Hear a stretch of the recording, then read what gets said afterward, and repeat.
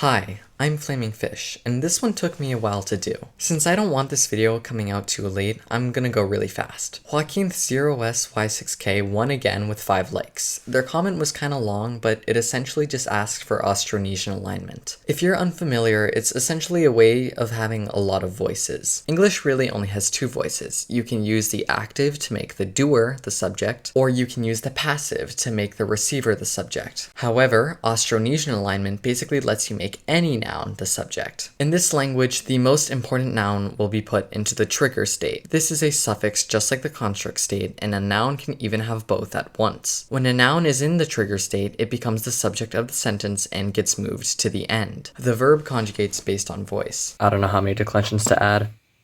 Sick. There's 2 declensions for verbs, and both have a different ending for each voice. The regular voice is what we're used to, good old classic SOV. In all of the other voices, the word order changes to agent, patient, verb, trigger. The first noun will always be an agent, and the second will always be a patient, but it's bad to use the word subject now that the trigger is the most important thing. The agentive voice means the trigger is the agent. The reason why we have a specific voice for this instead of using regular voice is if we want to specifically emphasize that this is the agent. Likewise, the patient voice is the same thing but for patients. There's also a voice for accidental or subconscious things as well as forces of nature. The benefactive directional voice is really just how the dative case works in a lot of other languages. It shows direction or indirect recipient. Locative temporal is actually the only one Joaquin specifically suggested, and it's essentially where something is or when it happens. Finally, instrumental manerative shows with what tool or method something was done. That was a lot. Hopefully you give me something easy next time, like questions.